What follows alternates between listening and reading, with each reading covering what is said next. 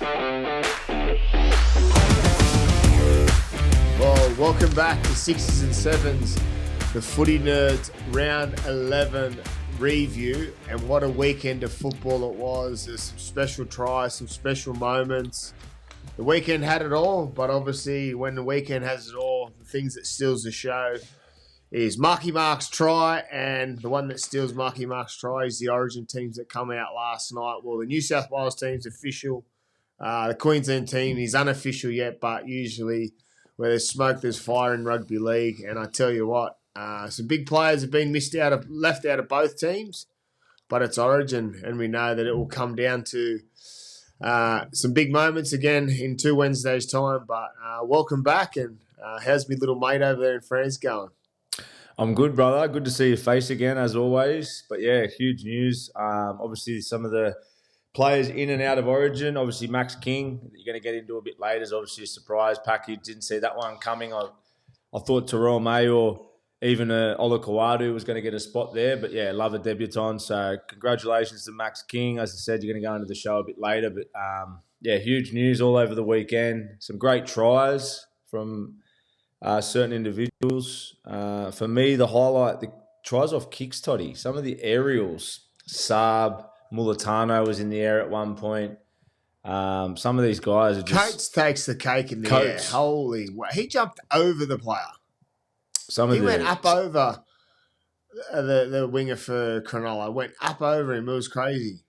Even Savage there. There's one from Savage individual effort from your beloved Canberra Raiders. But yeah, there was some unbelievable individual tries, and it was a good round of footy. And the unpredictability, Toddy, how good is it? Honestly, it's crazy how the competition is, and obviously we're speaking about aerial efforts and stuff like that. But what Marky Mark done the other night, it's crazy. It's a kid in the backyard tiptoeing down the sideline, pretending to be his favourite winger, going instead of going off the right foot, he's gone bounced off the same foot and then just nudged it in with his right foot, and then managed to get back in the field of play. The thing is, the smarts for him to have that. I know he's come from a rugby union background and he knows a bit of league, but for him to come back and know just the smarts to do it, he's a special player. Obviously, he's going to get peppered in the next few weeks or for the rest of the year under the high ball. He needs to fix that real quick, because while some of the brilliant efforts he does, if he continues to make 3-4 errors, it was actually the difference. It's actually what made the Bulldogs nearly win the game. While he had an outstanding effort, then capitulated with the errors under the high ball. So you can wrap him for that, but also you've got to be critical of his efforts under the high ball. There's still a few teething problems there, isn't there, with his, obviously, like you said, the errors, a couple of kick deceptions, and then obviously also his some of his efforts, especially in D, at times just still getting adjusted to rugby league. But, I mean, he's eligible for New South Wales. He would be. He's from, I think he's a Burwood, in a West Eastwood or Burwood junior, I think, from Sydney. So he would be, obviously, wouldn't he? He's well behind the pecking order to play Origin. I just love tossing it up. The team's just been named. Put a bit of pressure on Lomax and Toho. And then the list of this. So even like blokes like Josh Adokar are playing really good football. There's a list of players that could have been picked for New South Wales, but obviously the man in the driver's seat who we interviewed last week, a few weeks ago, Laurie, has picked his team, and he went with one debutant in Big Maxi King. Obviously there's been reports that Terrell May was going to miss out in the last week. Obviously, they speak about the reasons why. Again, on the weekend, 199 metres, six line break tackle. It's in 6 tackle breaks, 3 line break assists, 63 tackles, no misses last night. Crazy efforts, but there's so many players out there putting the hand up for Origin, and the only thing with Origin is only 17 can be picked, and the coach has the final say. What's your thoughts on that? Obviously, what's that, Gabe? Do you think he was snubbed, Terrell May? Well, that's what I was just going to ask Toddy, because it's a strange one. Obviously, on form, he deserves to be there. And, you know, you go off his stats. Toddy's been speaking about the hardly any misses pretty much from the start of the show, from round one when we started the podcast. how impressive he's been, the amount of tackles he's got through, and then the 1 to 0 to 2 misses max, like over 70 minutes of football in the middle. Like I saw the criticism on Terrell that he doesn't add as much impact when he runs the ball. I can see an argument to an extent that a Spencer has probably got more post-contact meters. That's what they all sort of voted on now. I would add Spencer and Terrell there, in my opinion. But I suppose Max King's probably got that extra little bit of leg speed maybe through the line. But I think Terrell's hardly done by. I think he deserved the spot, but, it's not everyone's cup of tea. The coach has his own ways of, I suppose, things he looks for, and it's a solid side. And then obviously the guys in replacement in Olakau'atu and I'm going to say this wrong, Manu. Repeat that for me, Toddy, from Melbourne. Stefan Itamanu. That's a tongue twister. It is. There's a few tongue twisters in our game, but yeah, they're the backups, and he's not even. But you can see with their size and the utility, geez, that'd be dangerous if they get a start. So I feel for Terrell, but I can understand Loz's choices at the same time. But what's your thoughts on it, Toddy? Oh, I think it's a hard one. I think you've got Maxi King's got to be rewarded for his efforts there on top of the ladder.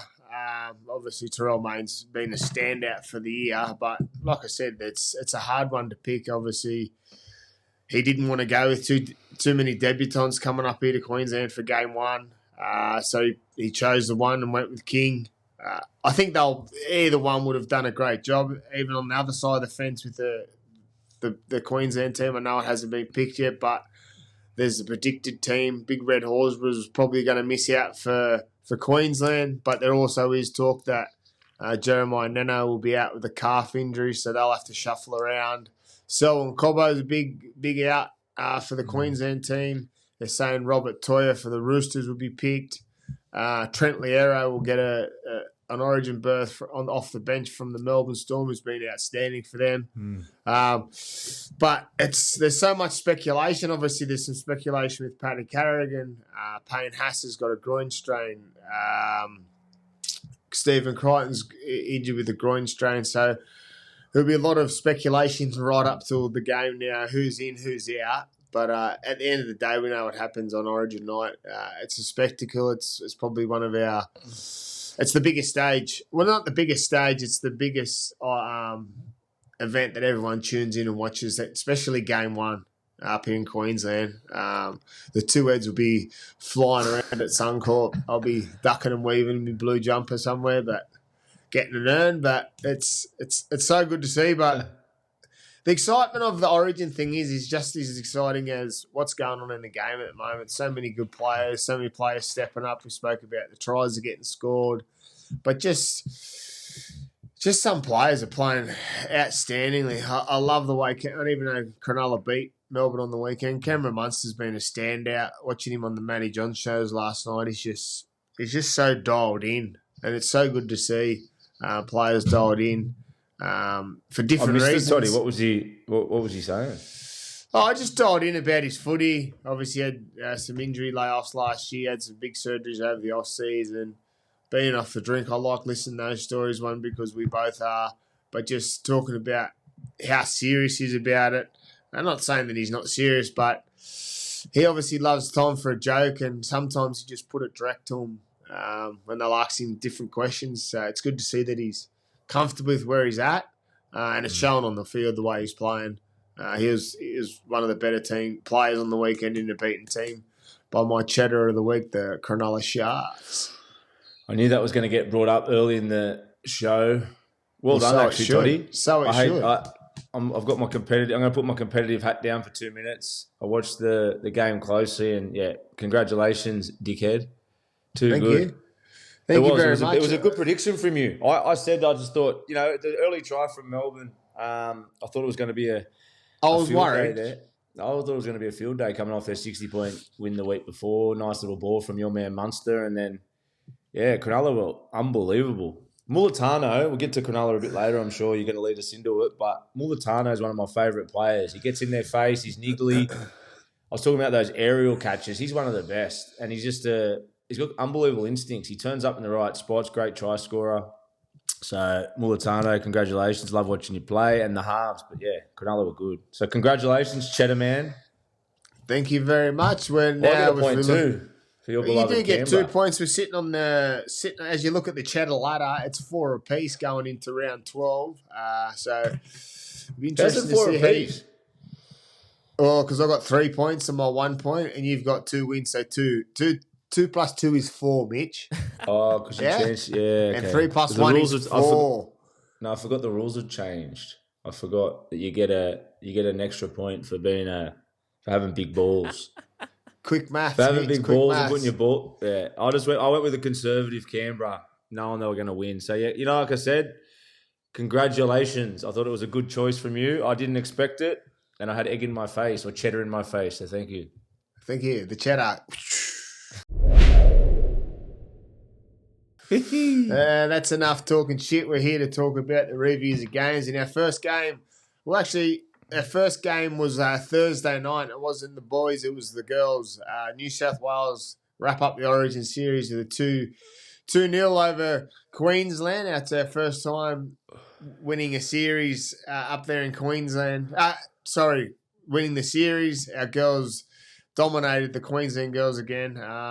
Special effort again from both teams. Jessie Southwell, the 7, was outstanding again. Olivia Koenig was voted man of the match, and her brother was voted man of the match yesterday for City Country on Saturday. He's a country bloke. He played for me in Byron last year, so well done. Big Jacob Koenig, if you listen, you probably don't, but the Big Red got man of the match, and his sister did on Thursday night, so well done to the girls.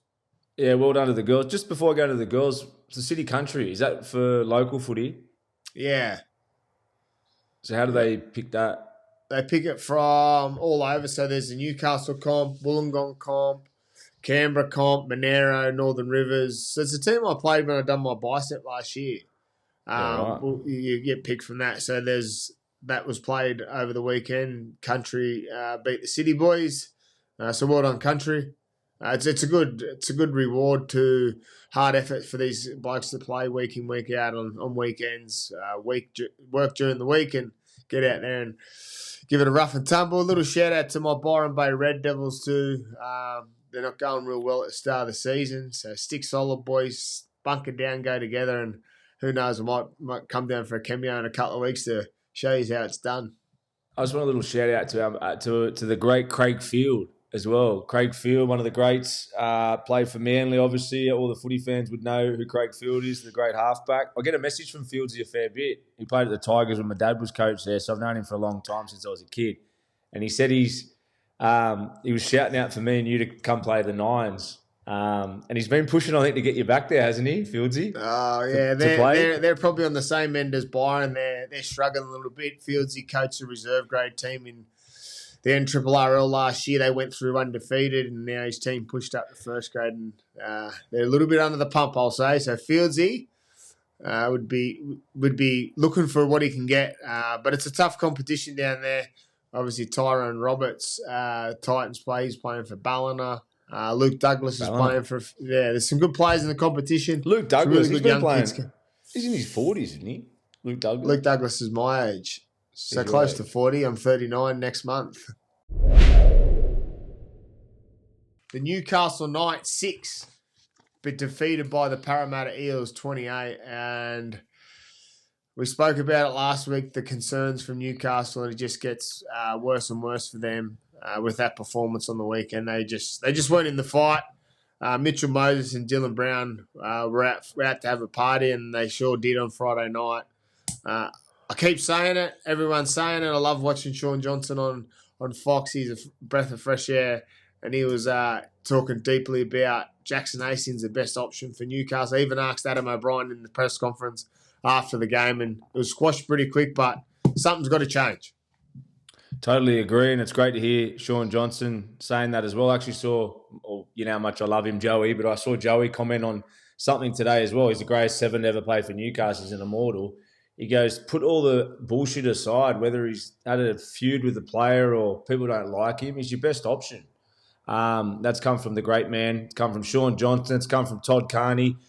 3 of the best. Put Jackson Hastings in the team because, to be honest, it's not working for him. Tyson Gamble gets put in on the weekend again.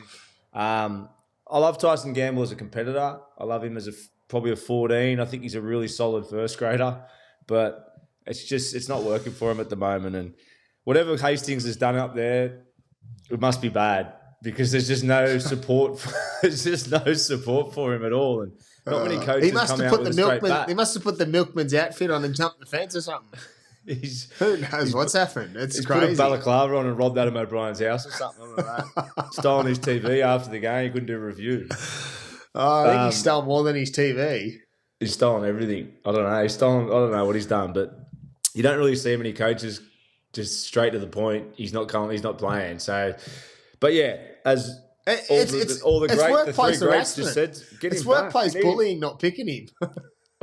It's just not only that, he's sitting on a handy wicket too, financially as well. So the club's in a big hole. Like you got an 800k player there that's probably the best 7 that can play on the ball, and he's not playing. So it's a big issue, and things just aren't working for Newcastle. And it's an old club of mine. It's hard to watch, but we spoke about they're the bottom in attack. They had the little breakthrough against the Titans a few weeks ago. Since then, over the course of this year and last year, they can't score points. Poor KP on the weekend ended up a battering ram. He's copping balls at his feet. He just gets targeted. It's just frustrating to watch. It's just they got so much more potential. And I know we've made excuses about their forwards being out. On the weekend, they had a great pack. Like I'm looking on paper, there's a good football team there. So I'm not sure what the issue is. When there's no flow and sort of creativity, there's obviously usually a deeper issue. So, but Gags, congratulations on 300 games. Dylan Brown, I want to give him another rap as well. Obviously, he's the man. He's the man going there I bet he's considered. I know he's going there for a lot of money. I bet he's considering what he's done because the Parramatta Eels fell outstanding on the weekend. Obviously, Mitchell on the back of Mitchell Moses' kicking game. They just find that too, Toddy. You can get a try now at 6. As a 6, you spoke about it before. As a 6, his support play opens up, doesn't it? Like he's popped up he's popping up in either a try. He's going to try most games, and he's thereabouts on every half break. It puts the added pressure that he was going into games with about focus on kicking. I know firsthand how he's feeling. It's just a breath of fresh air knowing that. Like even when I played fullback, Smithy spoke about that. It just gives me the freedom to have one job: catch the ball at the back, get the defensive line, and when it's an attack, you just pop up where there's space, and that's what Dylan Brown's doing. He's everywhere, and obviously we know he's a talent. He runs the ball strong. He knows how to find space, but also has got the ability to pass and kick too. But Mitchell Moses is freeing him up so much. But yeah, it's so good to see that the Parramatta get the win. Happy for Rolsey to continue to get wins, showing signs that they've spoken about. Parramatta will be a good team. We'll see them win more games. I'm not sure they'll play finals or anything, but Parramatta will continue to get better under Rolsey. And it'll be interesting to see. They said there's a meeting happening this week with Lockie Galvin. Wow. That he could be leaving the Tigers this year. That was the talk yesterday. I got at commentary that he might be it might be his last game at the Tigers last night. So it'll be interesting to see. But to watch his space. But well done to the Parramatta Eels. Pull himself off the bottom of the ladder. The Titans now sit 17th on the ladder. So well done to the Parramatta Eels. Watching Mitchell Moses and Lomax link up is everything you wanted and more, I reckon. Zach Lomax obviously has a layoff with a foot injury. Question marks if he'll be picked for Origin. Comes out and has 30-something hit-ups, 290-something metres. Tries, goal kicking. His goal kicking was off the other night, but his efforts out of the back end is built for Origin. That's why he would have been picked for sure. It's a steady choice from Loz not jumping back to Origin though. That obviously having Lomax over Turbo. Just watching Turbo obviously get to him later on in the game. He still does look a bit hesitant. Lomax plays with no hesitation in his game. He's so creative. He comes up with so much stuff around him. Especially you spoke about that aerial catch. Like he's. Out of all the players in Origin, he's the best at catching kicks, and he gets tries for in big moments. So I like watching him play. I thought the other one too, Ione at fullback's been nearly their best player all year. He's been a breath of fresh air after losing Gutho and Kotonga, back rower. He's a chance of getting their rookie of the year if he keeps playing. He's been outstanding. He's been really good. I spoke about him in the off-season, big Kit Kotonga. He's been really good for him. So well done to the Eels. I'm not going to talk too much again on the Knights, but they've obviously got big concerns, and I guess when there's concerns, something's going to happen. Something's going to happen there that needs to break the rut. I'm not sure what that'll be, but like I said, there's always pressure on losing teams, so I'm sure Adam O'Brien will be under a lot of pressure this week.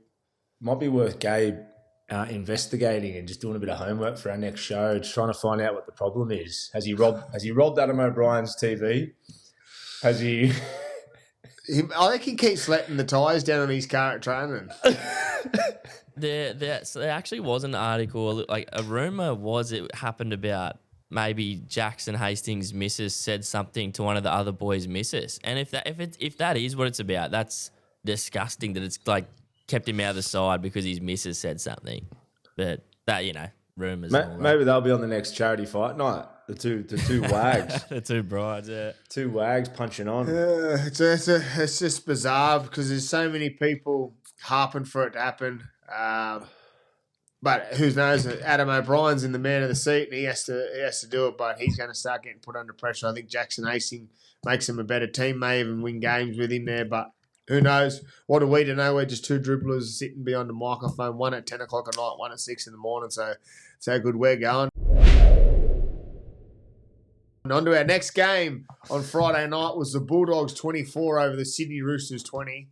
We spoke about the special effort from Marky Mark, but the Bulldogs find a way coming back down from 14-0. Last week they were down 20-0 against the Canberra Raiders, and it was the same again this week. But when you're sitting there watching it, you're just waiting for something to happen for the Bulldogs, and it did on the weekend.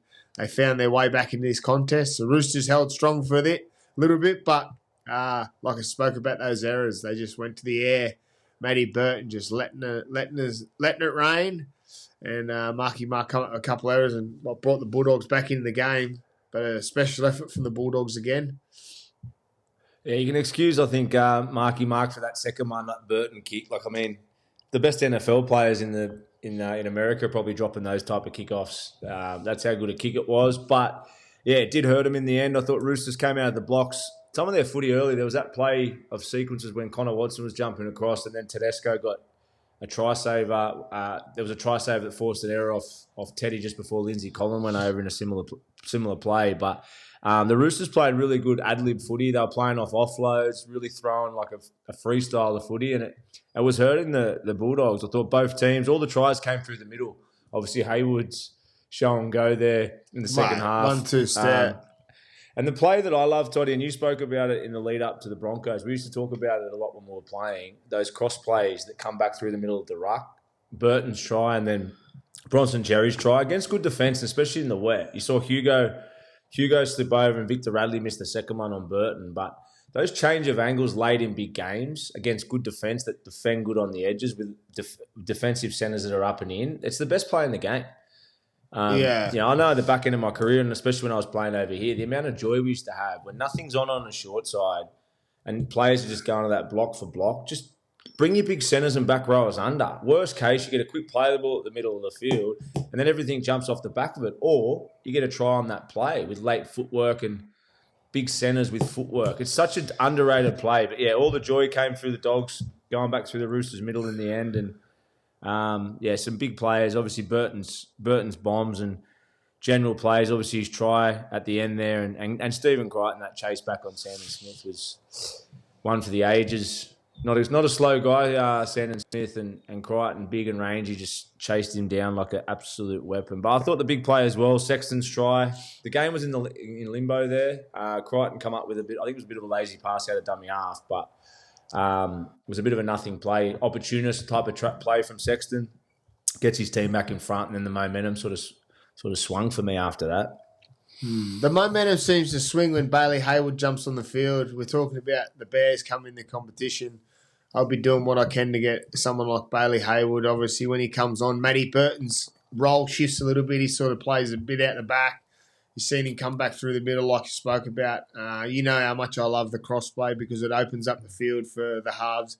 It gives them an eyes-up view of what's happening once there's a crossplay. One, if it creates space through the middle or down the edge because it pulls players out of their positions in the defensive line. And on the weekend, Victor Radley was the bloke that they'll target. And two of the tries on the blokes coming back through the middle was sort of went past Victor through his, as you said, works hard through the middle, will get tired legs and they capitalise on it.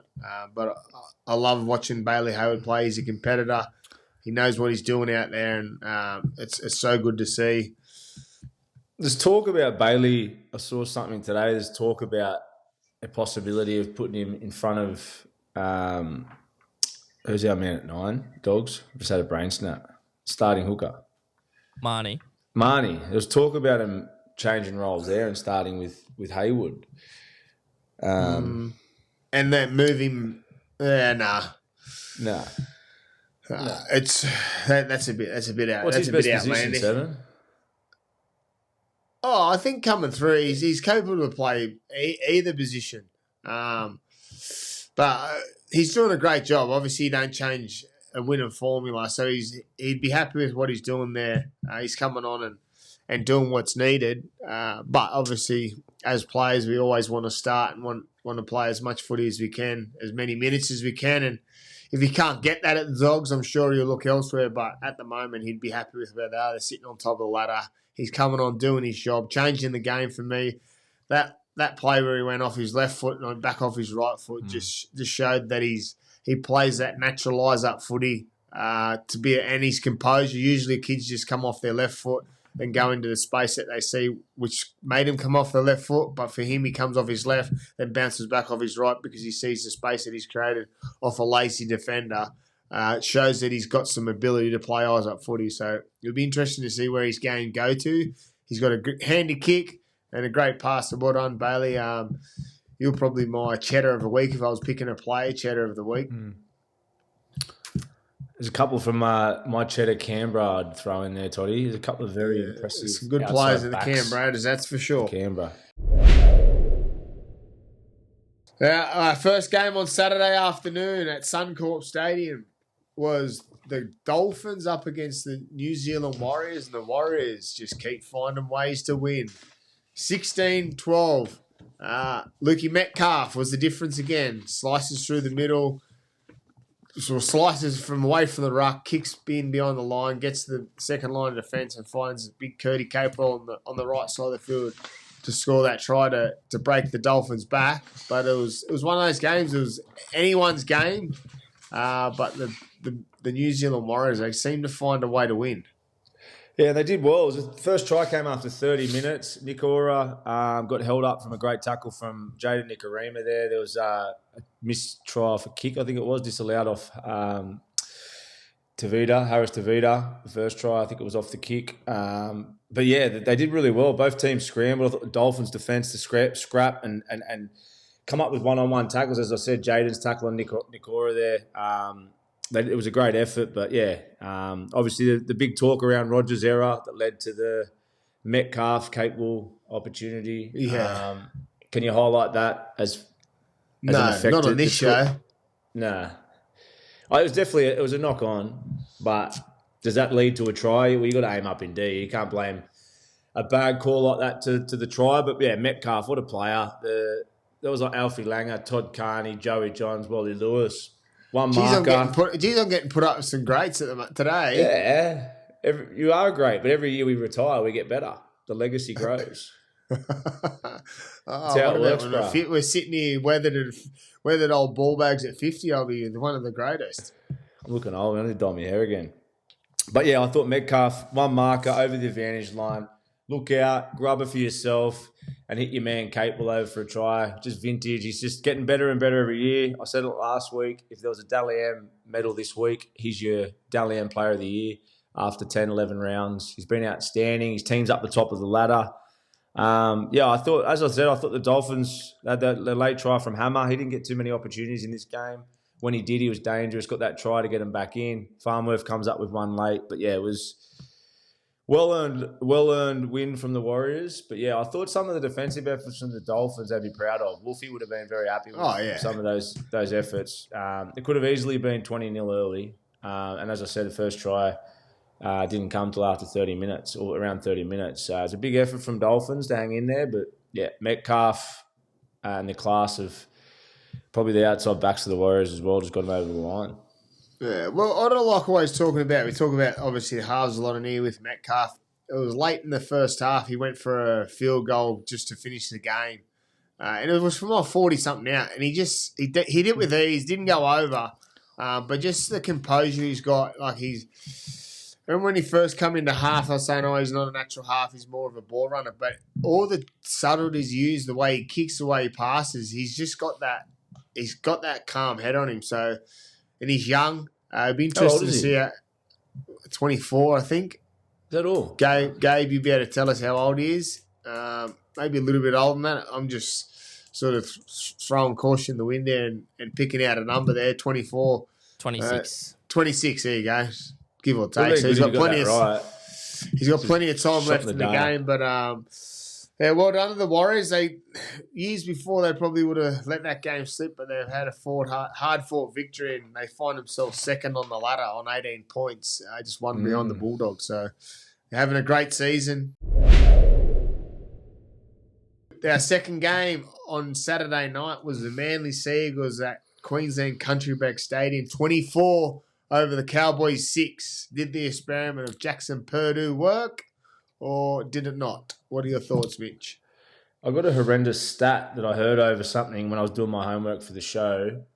Dearden's played at 28 games in his career, won 1. Wow.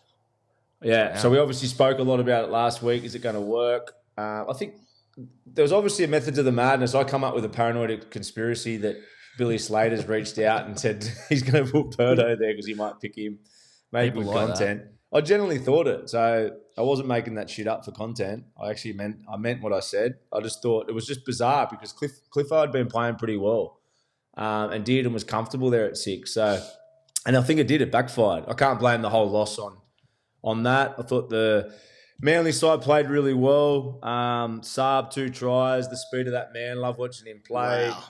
Yeah, freak. Olakawadu was quick. That loose ball he picked up. Yeah. For a big guy. He's dangerous. Imagine that running at you. Holy shit. Mate, he was fucking quick. Technique. He had the mad technique. He looked unbelievable for a back row.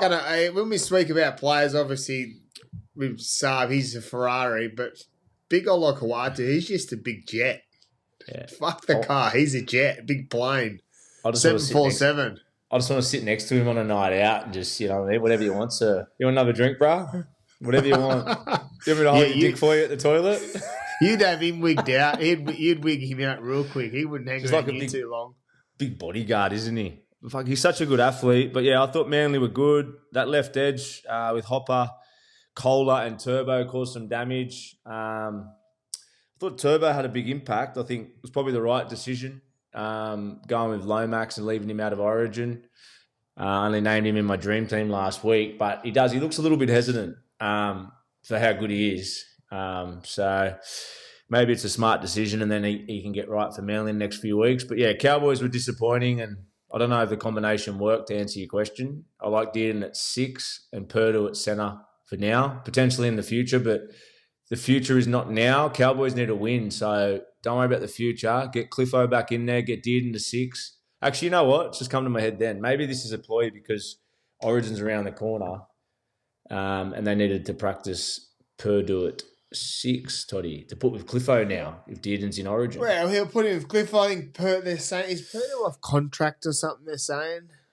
I don't know. There's so many things that we can come up with ideas, but it just didn't seem to work because they lost. Obviously, there's more issues than just Purdue going to 6. But well done to the Manly team.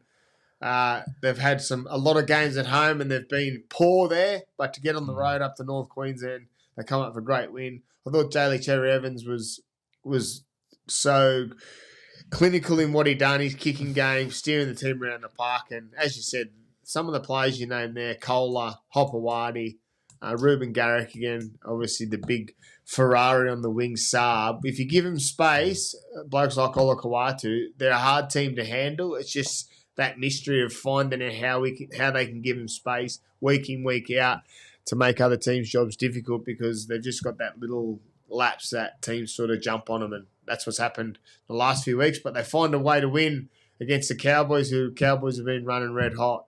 But the changes may have affected a little bit, but still both teams are sitting at the top of the ladder. Sea Eagles at 6 and the Cowboys at 8, so they're still tracking along okay. Manly at 6. Manly are sitting 6. That surprised me. I feel like they've been going under the radar a bit the last few weeks. They've been down on form ever since the Cherry Evans conversation around all that debacle. Well, they had those losses after the conversation, but they registered a few wins at the start of the year. That's right. They started obviously well. we were speaking about, and they started really well. They're in a good spot then. Especially if Turbo's not playing Origin. Obviously, they'll lose Cherry, so that's Origin period will be tough for them. Who's their replacement that comes in at Brooksley will go to halfback? No, there's that young kid.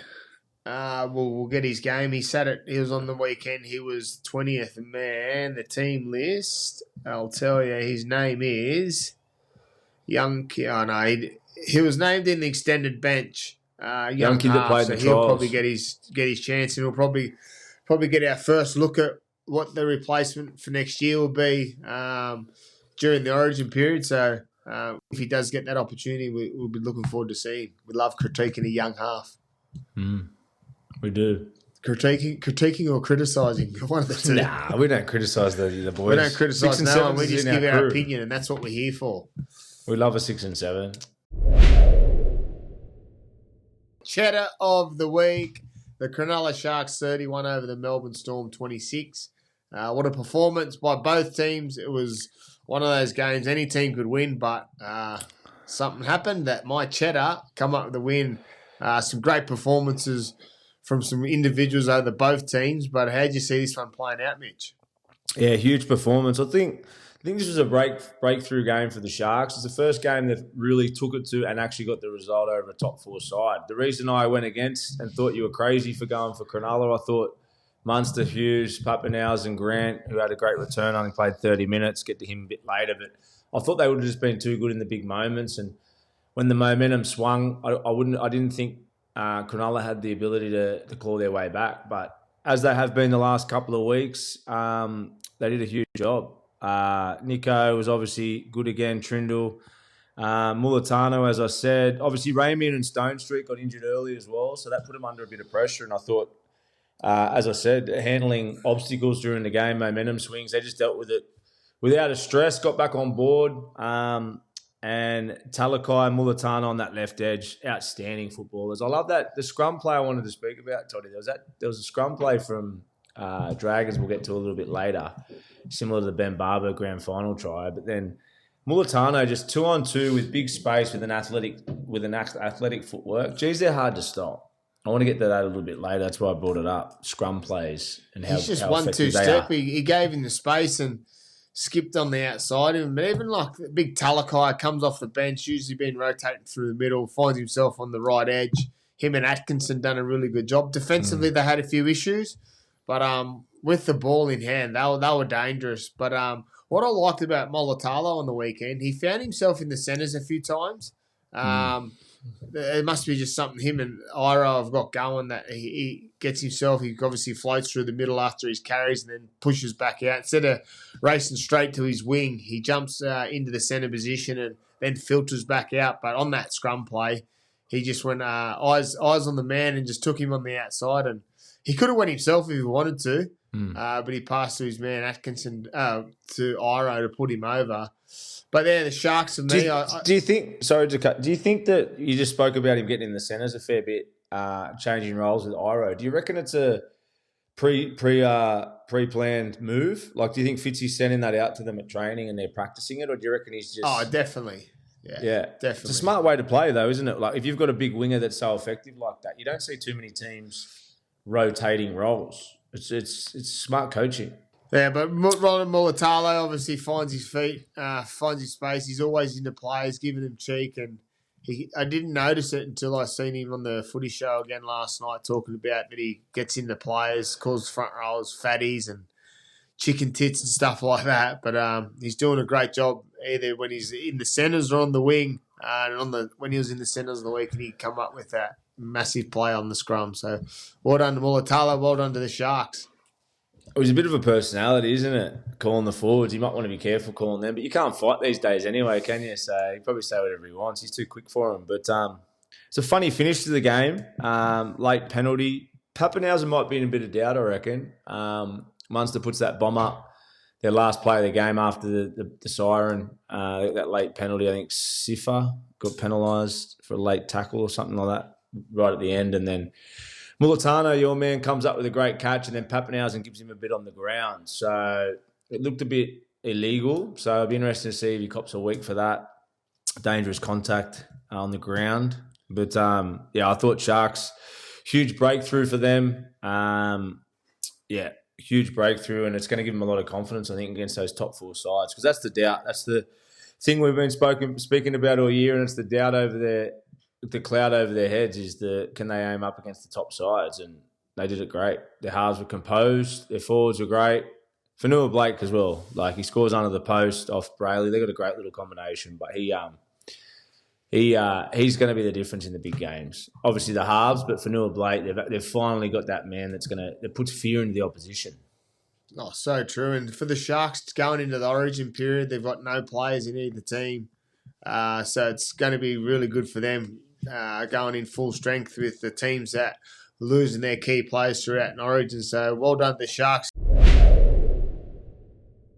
On to our next game, the Dragons 30 over the Brisbane Broncos 26. And we talk about egg in our face. I've got lots of egg in my face because the only way the Dragons will win this weekend is by signing Nathan Cleary this weekend. They go out there and get the job done.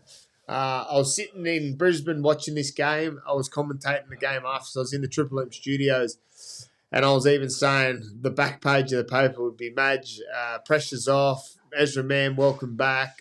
Even though Ezra Mam was outstanding in a beaten team, but the pressure gets put straight back on coaches when they lose like that.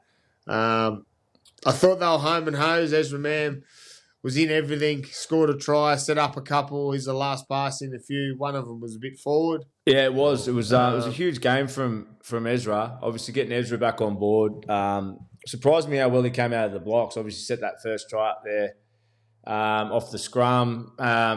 Beautiful footwork on the next one off of Renault. Little tight little block off Renault there. But Broncos were great early, and then I'll tell you what, that Sloan try off the kick where he done a great effort to put it down. Is that a penalty try if Jesse Arthur's, if he doesn't ground the ball, tackling in the air?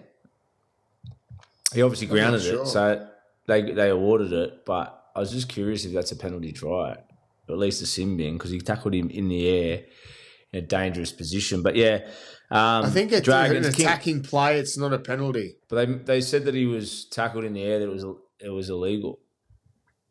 So I thought, is that a penalty? That would make it a penalty try if he forces an error, wouldn't it? I'm not sure. It was just a strange decision, but luckily it was an unbelievable put down from Sloan. But yeah, I thought King Gutho, 2 tries. Spoke about tries off scrums, that nice little in ball, out ball off Cookie, the 2 old dogs taking the lead. But Gutho, he's done it a few times this year. Not the first game he's grabbed the game by the scruff of the neck, as they say, literally on his own bat. Unbelievably underrated. I've said it before. He's one of the best NRL players of the last 10 years, consistently for club level. But it wasn't too long ago. I can't remember the exact team it was against, but I remember he did a similar thing, just owned the game, comes up with a solo try, has his hand in other plays. That try that was, I think it was Sloan on the right edge where they had the sleight of hand down the left edge. That was Gutho who started out on the short side. So he pops up on short sides. He's a great support player. He can come up with so much good footy, can't he? And he was the difference, King Gutho. King Gutho for sure, but it's a Flanagan scrum move. He done it in the 2016 grand final for Benny Barber. Forgot about that. Yeah, so the great Shane Flanagan, he's got some tricks up his sleeve, and on the weekend he had plenty of tricks up his sleeve, and the Dragons had plenty of eggs thrown in my face to get the win up there at Brisbane. Not sure what's going on at Brisbane, but there's obviously some big concerns. They've got a bye this weekend, so I'm sure they'll unpack it this week before they get a well-earned break, and hopefully they come back from the bye and through the origin period a better team, because at the moment they're just not playing to what's on paper. Nah, they're just, they obviously scrap back well to get back in the game. I'll tell you what, that Jack de Bellin tackle with 5 seconds to go was huge on Renault there to squeeze them out. Payne-Haas, obviously, the half opportunity there when he barnstormed through, covered a fence from the Dragons. But, just clunky Broncos for me, clunky. Obviously, Ezra was a breath of fresh air for him. I didn't think he would hit the ground running as quick as he did.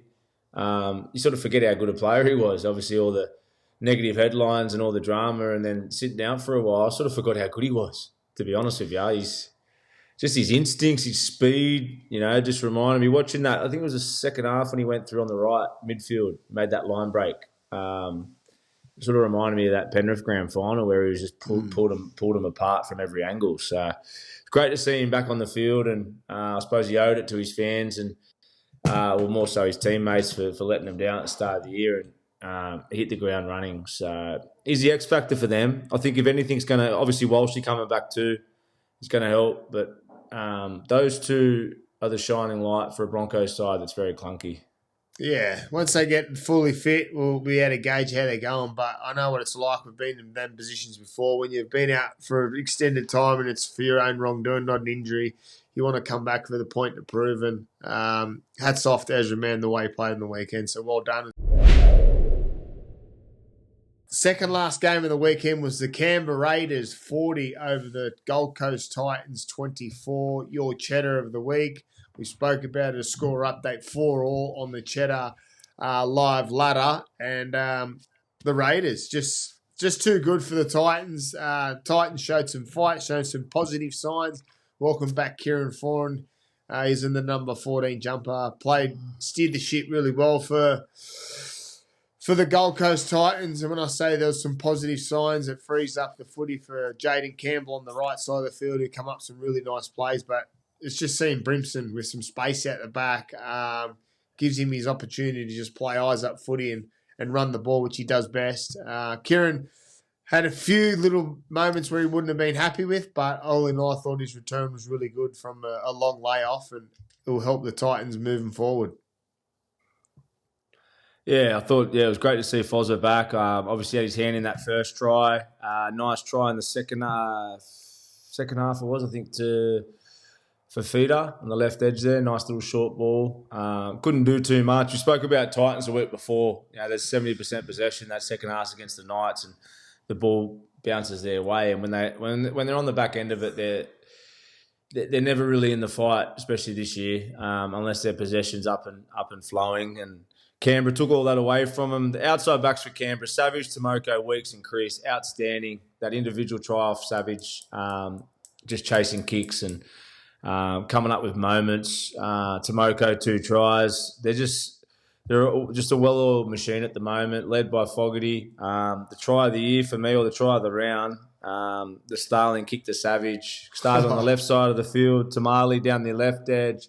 Big Red gets the ball in the middle, schemes, left foot, right foot, Todd Carney light, throws an offload back. Stranger gets the ball, skips across, grubbers for Savage. You like that commentary? I tried to unpack that in commentating yesterday. It was a hard one to unpack. I had to wait for the replay, that was for sure. But Raiders, when their outside backs get in the open space, they're very dangerous and hard to stop. They're usually 4 points once they're in the clear, and they're doing a great job. Jamal Fogarty's kicking game was probably the difference in the wind. His goal kicking wasn't great, but his general play kicking, throwing the ball up high, making his outside backs work for it. But just their outside backs start their sets. Obviously, they lose Matty Nicholson during the week with a long layoff, but the big mule Hosking didn't look out of place there in the back row. Does a great job for him. Him and Hudson Young. Hudson Young's always run around play. The old traditional block play was changed up. So Fogarty hits the mule early and he turns it up to KO Weeks. And once KO Weeks was on the outside of someone, he's so hard to contain. He's got that stop-start ability to either burn him on the outside or slide his feet back up and cut back through the middle. So the Raiders are doing really well, and Ricky's got them firing on all cylinders. Yeah, no, they just keep winning. We spoke about the Warriors. Just constantly improving. It's become a habit now, and they're well and truly on the way to finishing in the top 4. Canberra's the same. I love watching them play, well balanced across the park. Outside backs, we give them compliments every week, but forwards offloading, late footwork. They're the real deal this year, and they were just too much for the Titans. Titans are just, as you said, on the end of possession. Even with even possession, their ruck D is a worry, and on the back of it, they're not much of a chance this year in most games. So hopefully they can turn it around. As you said, Foz is back. Hopefully he can give him a bit of leadership. He's getting a bit older in the tooth, but having someone like him in and around reviews and training sessions will help the group. So we'll see how they go next couple of weeks. But, yeah, Canberra too good. Yeah, I'm going to give a massive rap to the Canberra's bench again. Simi Sasangi, Adi Mariota and Josh Papali coming off the bench. They just changed the game again for them. The Raiders also will only miss one player through Origin, is in Hudson Young, depending if Big Red gets picked today or if he'll be out of the team. But, yeah, the Raiders are doing well. So well done to the Canberra Raiders. Sticky, I love watching him on the sideline, chewing on this chewy and spitting away. But, yeah, he rides it in all effort areas. Now, last game of the round was the South Sydney Rabbitohs 22 over the West Tigers 12. It was an up and down game for both teams. It could have been won by either team, but the Rabbits, they find a way to win again. Some special plays from big players again in this one. I thought the Tigers had clinched it with their Lockie Galvin try, but the big stretch, Campbell Graham gets his hand in under there to force the ball out. So well done to the South Sydney Rabbitohs. They just find a way to win this team. Yeah, Api Coruscant was unbelievable in a losing team. I'll speak about him before we go into South, but obviously, what about the individual try to step up Latrell Mitchell? Does the Twice. same thing about five. Yeah, he does it twice, and then obviously gets the try, the second try. It was a single man show. He was unbelievable. Just he's unlucky not to be in Origin for me, Api. Like, I know his game's a bit different. Depends what type of sort of, you talk about that north-south.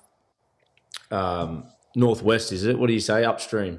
Oh, my bearings are out. North-south. North-south, there it is. East-west. My bearings are out. I'm in Europe. But the north-south footy, I think Robson helps that. More flat, fast. But honestly, Api Coruscant, he's, as far as individual skill and like a brilliant player, he's the best known in the comp, almost, for me. Yeah.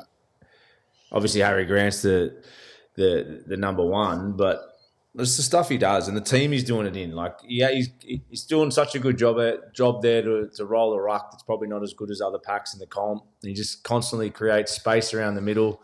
But yeah, he was outstanding. And then, yeah, like you said, Galvin nearly clawed the game out. I thought he had that game. I thought he had that try, and as you said, a great tackle there from stretch. But yeah, South, I predicted South to win. I thought they were too good in the end. They're not brilliant with the ball at the moment. It's not like they're pulling teams apart, but they're a typical Wayne Bennett side where they just defend well, they turn up, and they're icing it when it matters. And I think we spoke about it a couple of weeks ago. With all the players they've had out, hopefully they can get a good roll of luck through injuries over the next 6-7 week period through Origin, and they're a chance of getting in that top 8. That's for sure.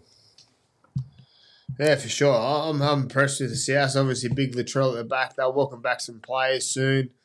It'd be interesting to see. Like I said, we spoke about the speculation. As we know in NRL land, when there's smoke, there's fire, and there's apparently smoke coming out of the Tigers. It might have been Lockie Galvin's last game.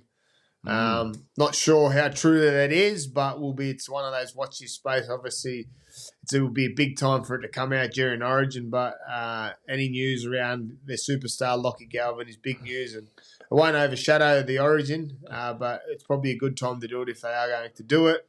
But it'd be interesting. Dewey, if he goes. Fanu when he comes back. I think he's back from injury soon. You're going to make it's a big statement. If Galvin goes to Parramatta now, what's the side effect? Well, it depends where he goes. I'm not sure where he's going to. But there was talk the Rolsey one. You've heard it a few times, even from his Isaac Moses, Mitch Moses, Isaac's nephew. It makes sense, doesn't it? Just reading between the lines. But what happens there? Dylan Brown plays reserve grade because he's moving on. I'm not too sure. I don't think. And then what's the side effect of the Tigers? Is the Tigers' year done? Is that a write-off for the Tigers? I'm not too sure. Like I said, it's that big news. Watch your space. But it's an interesting one. We'll see how it unfolds. You can probably definitely say that Lockie Galvin won't be at the Tigers next year. It just depends if it happens early or not. But it's rugby league. Who knows what will happen? It's a bit like my Wi-Fi and service in this area. It's up and down like my career, and you're bipolar, so I'm not. Suits us perfect, really, doesn't it? It does suit us perfect if you see the good side of it. There's big news there, but with the Tigers, we love gossip. This is what now when you're in podcasting and media, it's just all about gossip. So let's start a rumour. He goes to Parramatta. I was going to leave this. I want the footy nerds to give me. He goes to Parramatta. Dylan Brown goes to Newcastle early. Kai Pierce leaves Newcastle early, goes to the Tigers. 3-way swap. Deal done. Dinner breakfast. Bob's your uncle. If I'm Dylan Brown, I don't want to be going to Newcastle. It's probably a good thing to go to Newcastle now because I'll be finishing the year off at Parramatta. Well, yeah, Parramatta may play finals. Newcastle probably definitely won't unless they jump on the back of a Kalen Ponga swan song like they've done in previous years. But it actually makes sense. That actually makes sense, what you're just saying. Newcastle will be pushing hard to get Dylan Brown up there. Galvin goes to Parramatta, and then the Tigers are fucked again.